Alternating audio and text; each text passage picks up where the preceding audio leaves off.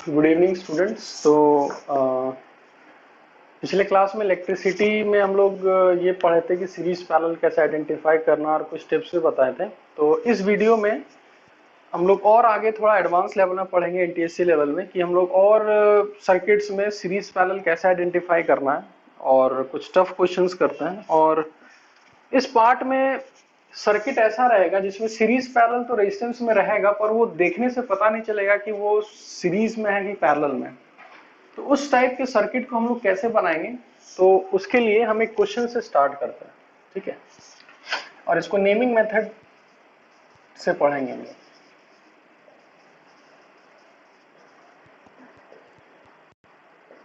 ठीक है।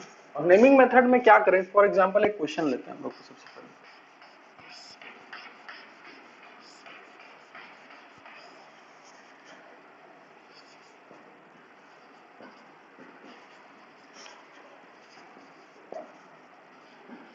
जैसे कि अगर हमको अभी आर इक्विवेलेंट निकालने बोले ए और बी के बीच में, तो यहाँ साफ साफ दिखाई दे रहा है कि R1 R2 R3 back to back तीनों है, तीनों किसमें है, सीरीज में, ठीक है।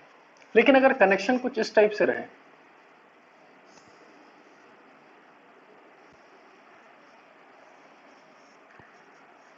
तो फिर अब ये बैक टू बैक नहीं रहा, बीच में कनेक्शंस वगैरह आ रहा है, तो सीरीज में तो नहीं है, ठीक है। अब इसको कैसे आइडेंटिफाई करेंगे, पैरेलल के लिए दिख भी नहीं रहा कि किस टाइप से पैरेलल होगा।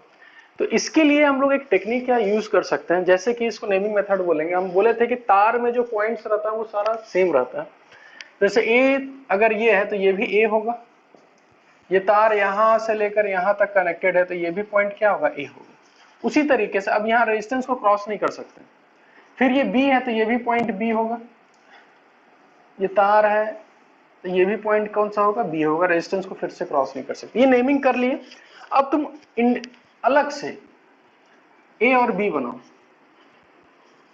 बना लिए, और सारा रेजिस्टेंस जो कनेक्टेड है ना, फिर से उसको कनेक्ट करो और देख देख के ये R1 किसके बीच कनेक्टेड है, ए और बी के बीच में। ये R1 ए और बी के बीच में। फिर से देखो ये R2 किसके बीच कनेक्टेड है, बी और ए, यानी ए और बी बात बराबर है, तो R2 को फिर से कनेक्ट कर दो ए और बी के बीच में।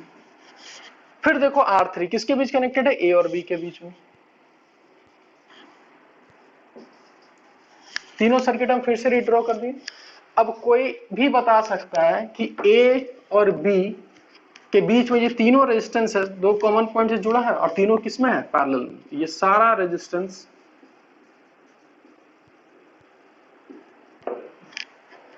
तो ये टेक्निक है कि हम इससे कन्वर्ट कर दें। अब ये चीज और ये चीज दोनों सेम है, बस हम लोग किए क्या, हर पॉइंट्स का नेमिंग कर दो। नेमिंग करने के बाद वापस इस सर्किट को रीड्रॉ करो और रीड्रॉ करने के बाद फिर आंसर निकाल के दे दो। तो इस टाइप से हम लोग को बनाना है क्वेश्चंस। और अगर हम लोग आगे बढ़े,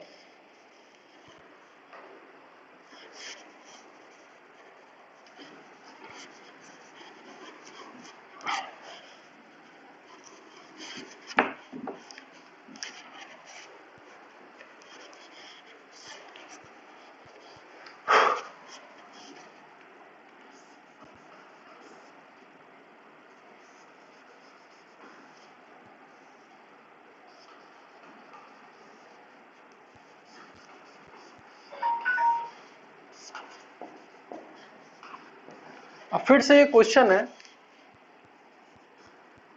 R1 R2 R3 R4। तो ये क्वेश्चन है कि इसमें सीरीज और पैरेलल आइडेंटिफाई करना है कि कौन सा सीरीज में है कौन सा पैरेलल में है। और एक बार आइडेंटिफाई हो गया तो हम लोग आंसर आराम से दे सकते हैं। तो इसमें हम लोग करेंगे क्या, सबसे पहले कि जिसको दिख रहा है वो तो आराम से बना लो कि कौन सा सीरीज में है कौन सा पैरेलल में। जिसको नहीं दिख रहा, उसको पता ही नहीं कौन सा सीरीज में कौन सा पैरेलल में, तो घबराने का जरूरत नहीं है, बस नेमिंग स्टार्ट करो। तो नेमिंग स्टार्ट करें, ये ए है तो ये भी ए होगा, रेजिस्टेंस को क्रॉस नहीं कर सकते। ये बी है तो ये भी बी होगा, रेजिस्टेंस क्रॉस नहीं कर। अब ये जो पॉइंट्स है ये ना ए है ना बी है, तो अब तुम क्या करो, इन नया पॉइंट, ये जो पॉइंट्स नहीं आए इसको एक नया नाम दो, मान के चलो एक्स। अब ये एक्स है तो ये भी पॉइंट क्या होगा, एक्स। अब सारा पॉइंट्स का नेमिंग हो गया सारा। फिर से यहां रीड्रॉ करो। अब रीड्रॉ करते समय एक चीज का ध्यान रखना है, और वो क्या चीज का ध्यान रखना है, ए और बी को हमेशा दूर दूर बनाना। और जितना भी नया पॉइंट्स आ रहा है सबको बीच में रखना। अब ए और बी को दूर दूर बना दिया और बीच जो नया था उसको बीच में बना दिया, सबको फिर से रीड्रॉ करो। ये R1 किसके बीच है? ए और एक्स। चलो बना देते हैं, R1 ए और एक्स बना दिए। ये R2 भी किसके बीच है? ए और एक्स। चलो R2 को भी बना लेते हैं ए और एक्स के बीच में। ये R3 किसके बीच है? बी और एक्स, तो बी और एक्स इधर है R3। R4 किसके बीच है? बी और एक्स, R4। सब बना दिए। अब हम लोग आराम से बता सकते हैं कि ए और बी के बीच R1 R2 पैरेलल में है, R3 R4 पैरेलल में है, और ये दोनों कॉम्बिनेशन जो है आपस में किसमें बन जाएगा? सीरीज में। यहां नहीं दिख रहा था, वहां क्लियरली दिख रहा है। इसलिए जब भी सर्किट में समझ में ना आए कि ये सीरीज में है कि पैरेलल में है, उसको इसी तरीके से रीड्रॉ करके बनाना है। ठीक है। अब पिछले वीडियो में हम एक क्वेश्चन दिए थे, अब उस क्वेश्चन को कैसे सॉल्व करना है उसको हम बताते हैं। बहुत स्टूडेंट्स आंसर निकाला भी है, हमको मैसेज भी किया था। ठीक है, तो उसको चेक भी कर लो कि क्वेश्चन हमको पता नहीं क्या था, सारा 6 ओम का था शायद, 6 ओम 6 ओम 6 ओम, ए और बी, और ये भी 6 ओम का था शायद, कुछ ऐसा ही था सर्किट। ठीक है, अब चलो नेमिंग मेथड स्टार्ट करते हैं। तो ये बी है, तो ये भी पॉइंट बी होगा, इसको क्रॉस नहीं कर सकते, तो ये बी ही रख के छोड़ देते हैं। ये ए है तो ये भी ए होगा, ये ए होगा। सारा पॉइंट्स का नेमिंग हो गया, बस इसका नहीं हुआ, तो इसका नाम क्या दे दिए? एक्स। और फिर से रीड्रॉ करते हैं, ए बी और बीच में एक्स। ठीक है, 6 ओम ए और एक्स, ये 6 ओम ए और एक्स। ठीक है, अब ये जो तुम्हारा 6 ओम है ये किसके बीच है? बी और एक्स। ठीक है, बी और एक्स 6 ओम, और ये जो 6 ओम है वो ए और बी के बीच में है। चलो ए और बी के बीच रीड्रॉ कर लीजिए। अब रीड्रॉ करने के बाद साफ साफ देखना है कि ये 6 ओम और ये 6 ओम कॉमन पॉइंट से कनेक्टेड है, तो ए और एक्स के बीच में 6 और 6 इक्वल है, 2 बार है तो डिवाइडेड बाई 2। नेक्स्ट सर्किट में बनाएंगे, तो ये बन गया 3 ओम,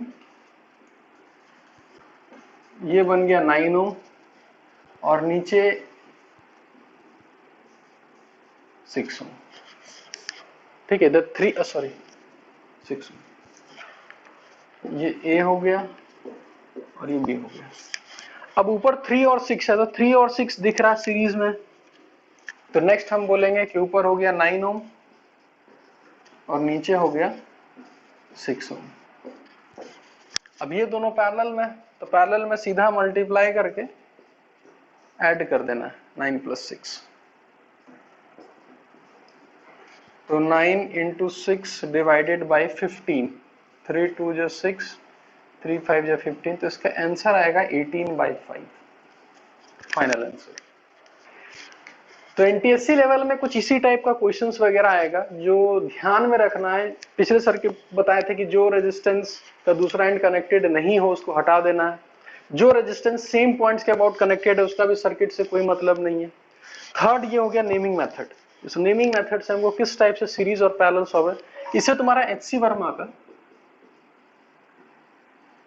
chapter electricity, current electricity topic है, पार्ट 2, जो 12th में पढ़ना होता है। तो तुम बहुत सारा क्वेश्चंस बना सकते हो, लेकिन कुछ कुछ क्वेश्चंस नहीं बनेगा, क्योंकि कुछ तो रहने दो 12th के लिए। ठीक है, तो अभी के लिए उसका बहुत सारा मैक्सिमम 70 to 80% बुक खोलना, उसके एक्सरसाइज में जाना, जो भी तुमको दिख रहा होगा ना सर्किट का क्वेश्चन है सीरीज पैरेलल वाला, उसको बना डालना, आराम से बनेगा। ठीक है, और अगर तुम्हारे पास एनटीएससी का बुक्स वगैरह है तो तुम उसको ही बना सकते हो। ठीक है, और इस बार हम क्या करेंगे, चैंपियंस ऐप में हम तुमको बहुत सारा क्वेश्चंस हम दे देंगे जो तुम्हारे बनाने लायक होगा। ठीक है, और इस टॉपिक को हम और आगे लेके चलते हैं। ठीक है, सीरीज पैरेलल आइडेंटिफाई करना हो गया, एक क्वेश्चन भी दे देते हैं, इसको तुम लोग घर पे बनाना।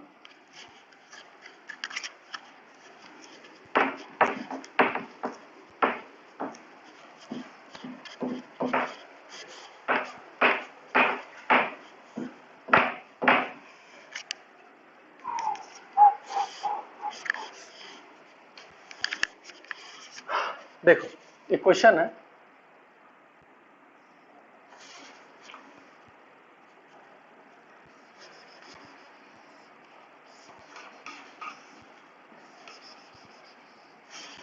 और इसका आंसर बना के मेरे को भेजना।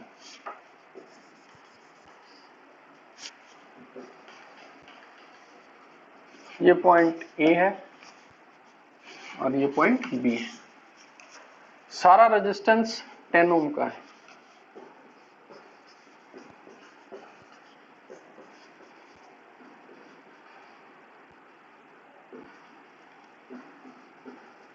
ठीक है, इसको बना के मेरे को भेजना।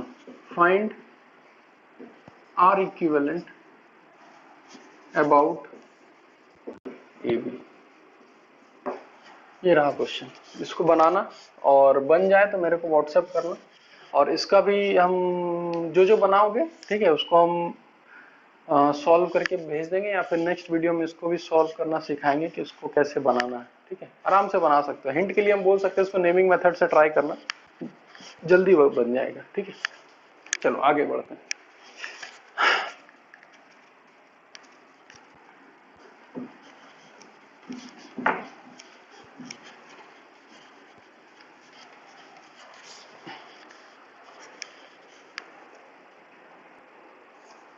चलो अब हम लोग पढ़ेंगे कि सीरीज रेस्ट पैरेलल और सीरीज कॉम्बिनेशन तो आ गया हम लोग को करने। ठीक है, तो अब हम लोग पढ़ेंगे करंट इन सर्किट, कि एक सर्किट में जो तुम्हारा करंट रहेगा वो क्या रहेगा। अब करंट इन सर्किट में हम लोग क्या पढ़ेंगे, जिसका और एक फॉर्मूला यूज करना है, V is equal to I R. R for resistance, I for current, V for voltage. एक सिंपल सा अगर एग्जांपल लिया जाए कि अगर ये रेजिस्टेंस 10 ओम हो और ये बैटरी 20 वोल्ट का है, तो इसके थ्रू एक करंट होगा। याद रखना, करंट हमेशा पॉजिटिव टर्मिनल से निकल के वापस नेगेटिव टर्मिनल में एंटर होगा। ठीक है, और ये करंट कितना होगा, फॉर्मूला लगा लो, 20 is equal to I into 10। तो आई का वैल्यू कितना आ गया, 2 एम्पियर। तो आई का वैल्यू 2। और याद रखना, जितना करंट जाएगा उतना ही करंट, यानी बैटरी जितना करंट देगा बैटरी को वापस भी उतना करंट चाहिए। ऐसा नहीं कि ज्यादा दिया और कम ले रहा है, ऐसा कुछ नहीं। अब ये हो गया कि करंट हमको निकालना कैसे, बैटरी के थ्रू। यानी पहला क्वेश्चन यही आएगा कि find the current through the battery. तो इसको स्टेप वाइज कैसे करेंगे, तो स्टेप 1, फाइंड आर इक्विवेलेंट। आपको आर इक्विवेलेंट निकालना है अबाउट द बैटरी। बैटरी के अबाउट आर इक्विवेलेंट निकाल लो। Step 2, V is equal to I into R equivalent, और फॉर्मूला लगा देना V equal to I R equivalent, तो यही करंट निकल जाएगा। फॉर एग्जांपल अगर हम एक क्वेश्चन लें,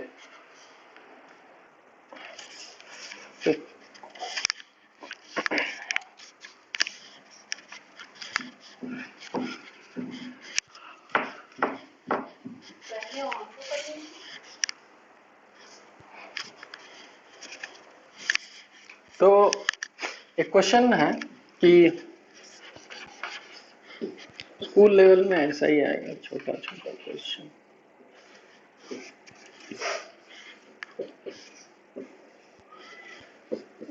दस ओम, 6 ओम, 3 ओम, इसको भी 3 ओम लेते हैं, 15 वोल्ट।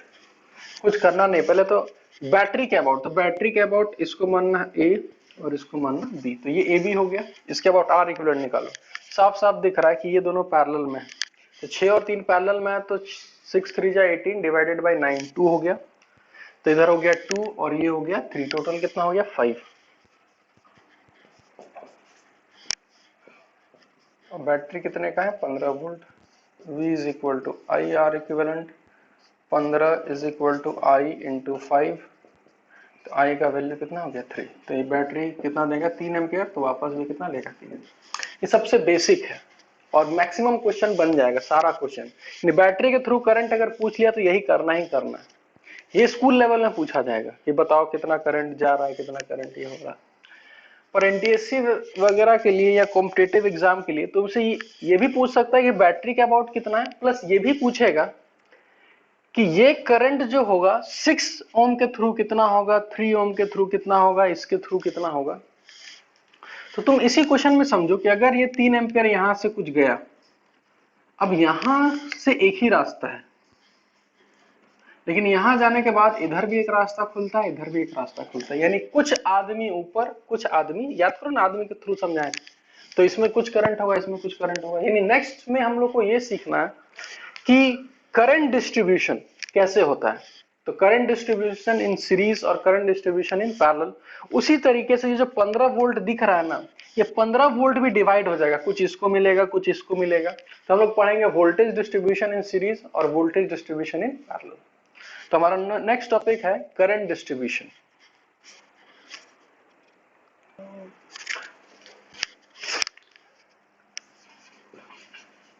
करंट डिस्ट्रीब्यूशन पहला देखते हैं सीरीज के लिए कि सीरीज में करंट डिस्ट्रीब्यूशन होता है या नहीं होता है।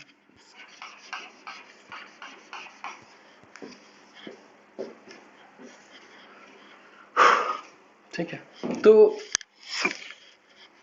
मान के चलो कि ये 10 ओम है और ये 5 ओम है और ये 30 वोल्ट का बैटरी। तो 10 और 5 कितना हो गया 15,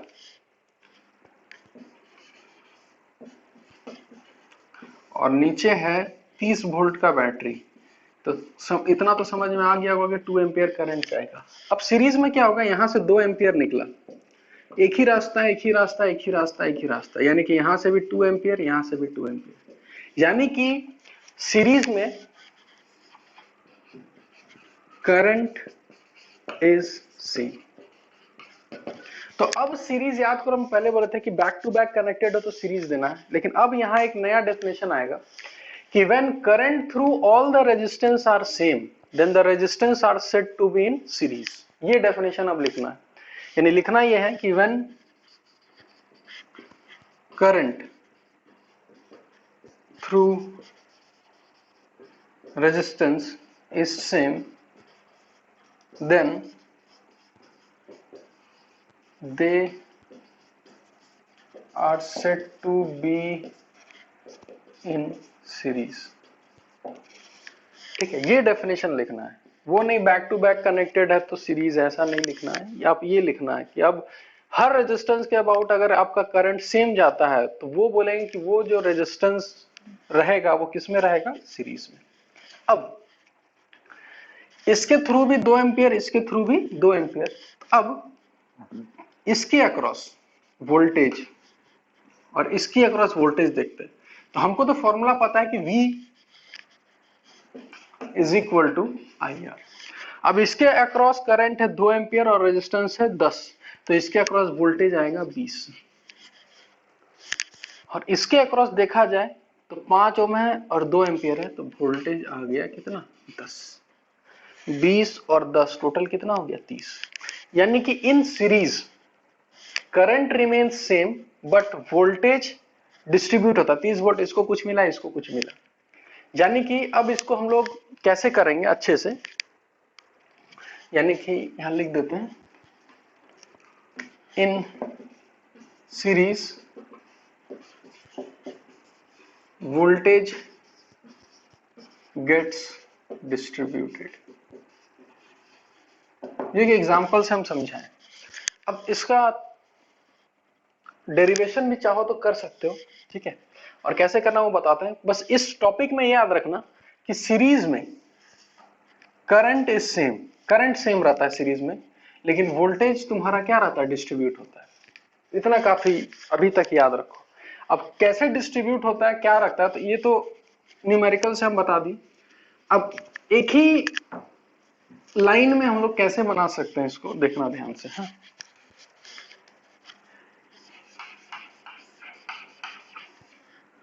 हमको पता है कि करंट तो दोनों में सेम जाएगा, दोनों में आई ले ली, ये रहा R1 और ये रहा R2। ठीक है, हम इसका डेरिवेशन बता रहे हैं कि कैसे इसका डिराइव करना है। ठीक है, सीरीज के लिए तो इन R1 और R2 की जगह हम क्या बोले थे कि R इक्विवेलेंट लगा सकते हैं, और वोल्टेज कितना रहेगा V, और करंट अभी भी I ही रहेगा क्योंकि सीरीज में करंट हमेशा क्या रहता है, सेम। अब हम ये बोलेंगे कि इसके थ्रू वोल्टेज डिस्ट्रीब्यूट होगा, तो इसमें मान लिए V1 और इसमें मान लिए V2।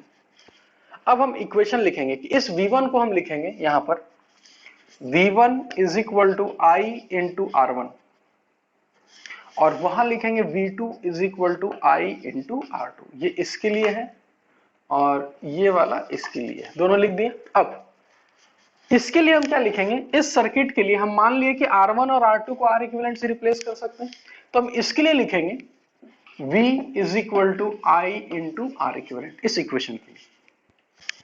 अब हमको पता है कि ये जो V1 और V2 है दोनों मिलके, V1 और V2 दोनों मिलके V बनाएगा, तो हम यहां लिखेंगे V is equal to V1 plus V2, यहां पर इस सर्किट को देख के।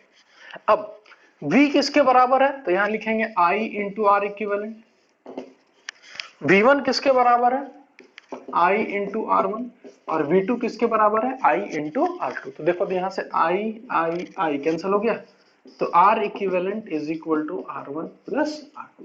तो सीरीज में जब रहता है तो हम पहले बताए थे कि बस जोड़ देना है, पर इस देखते हुए, इस डेरिवेशन को देखते हुए ये प्रूफ करना होगा कि R इक्विवेलेंट सीरीज में क्या होता है, R1 प्लस R2। और यहाँ मजेदार चीज क्या है कि अगर तुम इसको डिस्ट्रीब्यूट करो, ये इक्वेशन 1 इक्वेशन 2 डिवाइड अगर कर दो, तो V1 by V2 is equal to, दोनों का आई कैंसिल मारेगा, is equal to R1 by R2। और यही चीज हम लोग को आगे यूज करना है कि जो वोल्टेज तो डिस्ट्रीब्यूट हो रहा है V1 और V2 में, ठीक है, लेकिन ये V1 और V2 किस रेशियो में डिस्ट्रीब्यूट हो रहा है, तो रेजिस्टेंस के रेशियो में, R1 इज टू R2। इससे पहले जो क्वेश्चन किए हम लोग, क्या क्वेश्चन था, इधर 10 ओम था, इधर 5 ओम था और 30 वोल्ट था। अब अगर डायरेक्ट बोले कितना वोल्टेज है, तो इतना मेथड नहीं करना है करंट, हम डायरेक्ट बोलेंगे कि ये जो तुम्हारा रेजिस्टेंस है 10:5 यानी 2:1 के रेशियो में है, तो इस 30 वोल्ट को भी 2:1 के रेशियो में बांट दो। तो मैथ्स में पढ़े होगे कि 2:1 को बांटना है तो 2x plus x is equal to 30, तो x का वैल्यू आ गया 10, यानी इसको मिलेगा 10 वोल्ट और इसको मिलेगा 20 वोल्ट, जो पिछला जो तुम्हारा क्वेश्चन था उसका आंसर था। तो ये पूरा डेरिवेशन जो है इसको याद रखना और नोट करो, स्कूल्स वगैरह में यही सारा डेरिवेशन आता है। ठीक है, ये R equivalent R1 plus R2 ये सीरीज के लिए। तो फिर से अगर रिकॉल किया जाए कि सीरीज में करंट सेम रहेगा, वोल्टेज डिस्ट्रीब्यूट होगा, और वोल्टेज किस रेशियो में डिस्ट्रीब्यूट हो रहा है, तो रेजिस्टेंस के रेशियो में। और ये रहा, फिर से एक बार इसको चलते हैं, R1 R2, इस R1 R2 को रिप्लेस कर दिए किससे, R इक्विवेलेंट से। ठीक है, अब करंट सेम है I, ठीक है, इसमें भी करंट कितना रहेगा I। इसके लिए वोल्टेज जो होगा V1, इसके लिए वोल्टेज V2। इक्वेशन लिखे V1 is equal to I into R1, V2 is equal to I into R2, और इसके लिए V is equal to I into R equivalent. और हमको पता है कि ये V1 और V2 दोनों मिलके क्या बनाएगा, V बनाएगा। सबको पुट कर दिए, सब कैंसिल होगा, ये फॉर्मूला है। ठीक है, अब देखते हैं पैरेलल में क्या होगा। अब पैरेलल की बात करते हैं, पैरेलल में बना लेते हैं।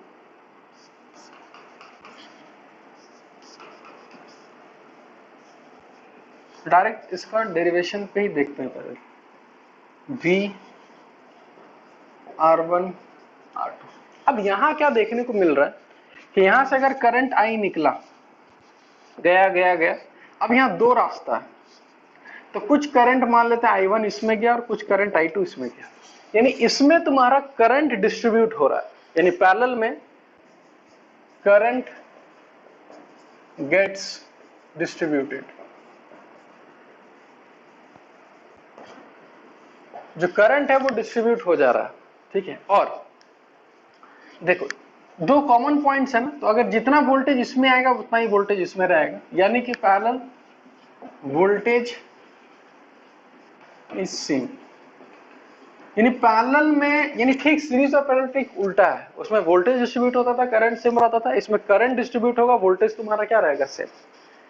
अब इसमें इक्वेशंस वगैरह क्या लिखना, तो हमको पता है कि इस R1 और R2 को हम एक R इक्विवेलेंट से रिप्लेस कर सकते हैं, और यहां से करंट कितना जाएगा, I। अब इक्वेशन लिखते हैं, ठीक है। तो इसके थ्रू भी वोल्टेज V, इसके थ्रू भी वोल्टेज V, क्योंकि हमको पता है कि दोनों के अक्रॉस वोल्टेज सेम है। इसके लिए लिखेंगे V is equal to, current है I1, रेजिस्टेंस है R1, इसके लिए लिखेंगे V is equal to I2 into R2, और उसके लिए लिखेंगे V is equal to I into R equivalent. अब यहां पर क्या हमको पता है कि ये जो I1 और I2 है दोनों मिलके I बना रहा है, तो यहां लिखेंगे I is equal to I1 plus I2, वहां लिखे थे V is equal to V1 plus V2, और यहां लिखेंगे I is equal to I1 plus I2। अब अगर V is equal to I into R equivalent है तो I के जगह लिख सकते हैं V divided by R equivalent. उसी तरीके से यहां I1 के जगह लिख सकते हैं V बाय R1, प्लस इसके जगह लिख सकते हैं V बाय R2। ये V कैंसिल हो गया। तो यही से एक फॉर्मूला आता है जो पैरेलल के लिए यूज करता है, 1 by R equivalent is equal to 1 by R1 plus 1 by R2। यही फॉर्मूला यूज किया पैरेलल के लिए। और यहाँ करंट डिस्ट्रीब्यूट हो रहा है ना, अब इन दोनों को अगर हम डिस्ट्रीब्यूट मारे, ठीक है, ध्यान से देखना, अगर इसको डिवाइड मारोगे तो यहां से आएगा I1 by I2 is equal to R2 by R1, यानी V is equal to I1 R1, V is equal to I2 R2, तो लिख सकते हैं I1 R1 is equal to I2 R2, तो उसी से ये इक्वेशन आएगा। यानी यहां भी तुम्हारा करंट डिस्ट्रीब्यूट हो रहा है, लेकिन रेजिस्टेंस वहां था V1, वोल्टेज जो डिस्ट्रीब्यूट हो रहा था वो R1 बाय R2 था, V1 और V2 R1 बाय, यहाँ लेकिन R2 बाय R1 है। इसका मतलब ये है कि जो करंट डिस्ट्रीब्यूट हो रहा है इस रेजिस्टेंस के इनवर्स रेशियो में। इनवर्स का मतलब जिधर रेजिस्टेंस ज्यादा होगा उधर करंट कम होगा, और जिधर रेजिस्टेंस कम होगा उधर करंट ज्यादा होगा। यानी यहां से एक चीज बोल सकते हैं, करंट ऑलवेज चूज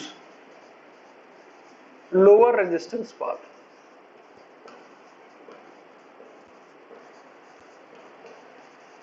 चूज की जगह लिखो प्रेफर, कि जाना तो दोनों में है ना, तो ज्यादा प्रीफर कहां करेगा, लोअर रेजिस्टेंस, क्योंकि जहां लोअर रेजिस्टेंस होगा करंट उसमें ज्यादा होगा। तो ये एक डेरिवेशन आता है जिसमें हम लोग को सिर्फ दो चीज का ज्यादातर ध्यान रखना है, कि सीरीज में करंट सेम होता है, वोल्टेज डिस्ट्रीब्यूट होता है, वोल्टेज किस रेशियो में, R1 बाय R2, और पैरेलल में वोल्टेज सेम रहता है लेकिन करंट तुम्हारा डिस्ट्रीब्यूट होता है किस रेशियो में, I1 by I2 equal to resistance के इनवर्स रेशियो में। ठीक है, और इतना पढ़ाने के बाद एक क्वेश्चन हम करवाते हैं, ठीक है, उस क्वेश्चन को बढ़िया से देखो और सारा क्वेश्चन अब तुम लोग को अप्लाई करना है। फिर हम नेक्स्ट वीडियो में जब आएंगे तो ढेर सारा क्वेश्चंस करवाएंगे, ठीक है। तो नेक्स्ट क्वेश्चन लिखो।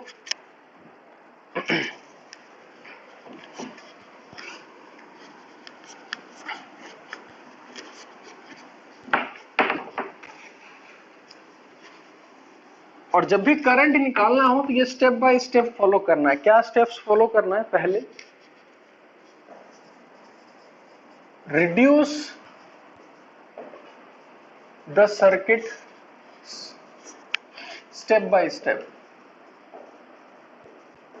एक एक स्टेप करके रिड्यूस करना है। सेकंड, फाइंड करंट थ्रू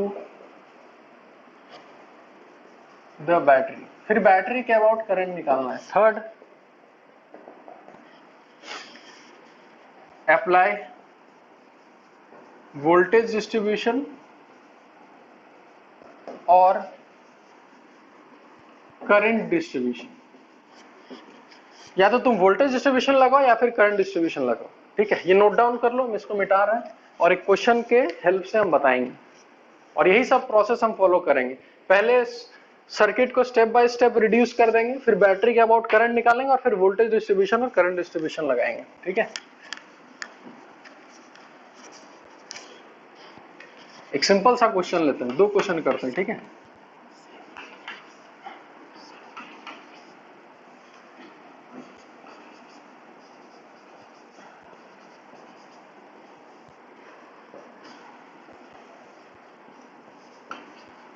चलो ये क्वेश्चन और पूछा गया है कि बताओ 6 ओम सब के अबाउट कितना कितना करंट है।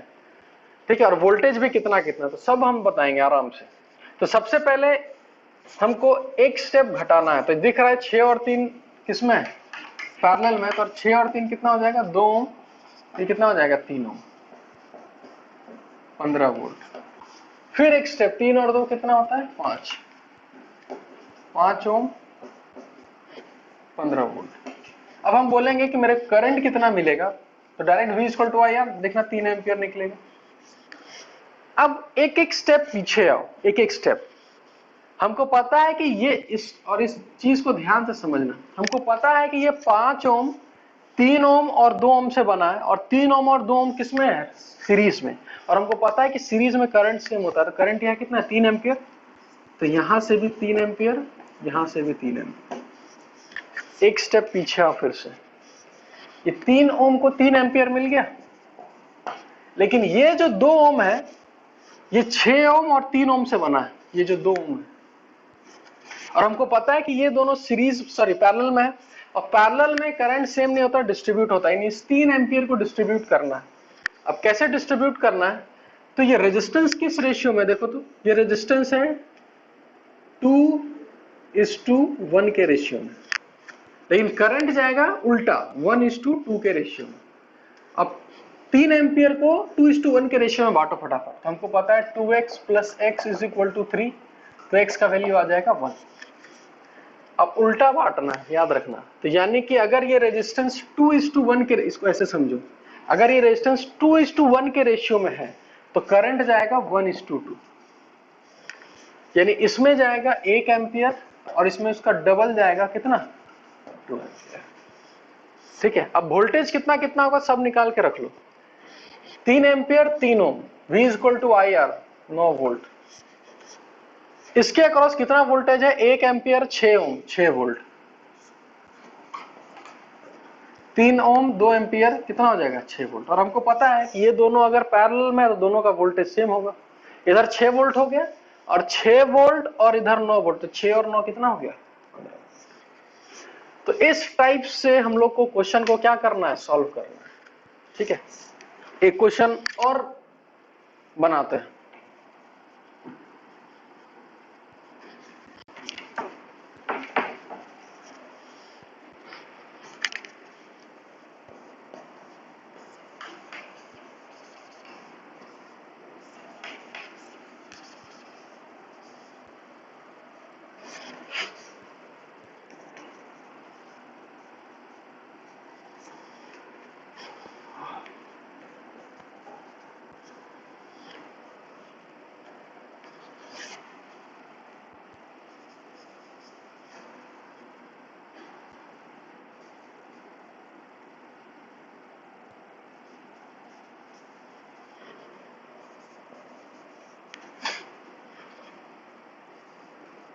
ठीक है, ये क्वेश्चन है और वो बताना है कि हर के अबाउट कितना करंट है, हर के अबाउट वोल्टेज भी कितना है।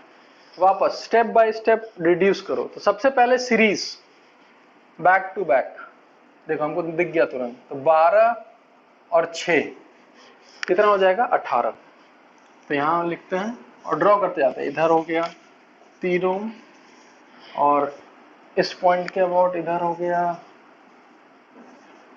अच्छा इसको ना कितना कर दें, 12 ओम कर देते हैं थोड़ा जल्दी सॉल्व करने के लिए, और इधर टोटल हो गया 18 ओम। ठीक है, 12 ओम और 18 ओम, और इधर तुम्हारा हो गया 20 वोल्ट। अब 12 ओम और 18 ओम पैरेलल में, तो इसको फटाफट इधर सॉल्व करके देख लेते हैं, तो 18 × 12 डिवाइडेड बाय कितना हो जाएगा, 18 + 12 30, तो 3 × 10 = 4 कटेगा, 2 5 यानी कितना आ रहा है 36/5। फालतू का इतना झमेला नहीं करना है, हम लोग थोड़ा वैल्यूज वगैरह चेंज कर लेते हैं ताकि अच्छा आंसर आए। ठीक है, इसको ले लेते हैं 18 ओम ही ले लेते हैं। ठीक है, जल्दी करने के लिए। तो 18, इसको 18 ले लेते हैं, थोड़ा जल्दी बन जाएगा ना, वैल्यूज थोड़ा दिक्कत करेगा। 18 और 18 पैरेलल में है, तो 18 डिवाइडेड बाई 2 कितना हो गया 9। अब ये नहीं कि वैल्यू हर बार आसान ही आएगा, हम बस सॉल्व जल्दी करें इसलिए हम वैल्यूज आसान ले रहे हैं। इधर हो गया 9 और इसको 24 वोल्ट कर लेते हैं। ठीक है, इधर हो गया 24। अब 9 और 3 कितना हो गया 12। 12 और इधर 24। करंट फटाफट लिखो कितना 2 एम्पियर। अब एक एक स्टेप पीछे आओ। ठीक है, और एकदम समझदारी से आंसर देना। ये 12 ओम जो था ये किससे बना 9 और 3 से, और 9 और 3 किस में सीरीज में बैक टू बैक, तो इससे भी गया 2 एम्पियर, इससे भी गया 2 एम्पियर। थोड़ा पीछे आओ, ये 3 ओम है, ये 3 ओम है, इसको दे दो 2 एम्पियर। अब ये जो 9 ओम है ये किस किस से बना, ये 9 18 और 18, जबकि ये दोनों किस में है पैरेलल में। अब पैरेलल मतलब 1:1 का रेशियो में, यानी ये 2 एम्पियर जो है 1:1 यानी आधा आधा बट जाएगा, इसमें आएगा 1 एम्पियर, इसमें भी आएगा 1 एम्पियर। एक स्टेप पीछे आ जाओ, ये 3 ओम को दे दो 2 एम्पियर,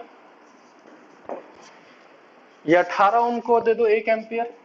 अब ये जो 18 ओम बना था ये किस किस से बना था 12 ओम और 6 ओम से, और हमको पता है 12 ओम और 6 ओम किस में सीरीज में है, तो इसमें भी जाएगा 1 एम्पियर, इसमें भी जाएगा 1 एम्पियर, सारा खत्म हो गया।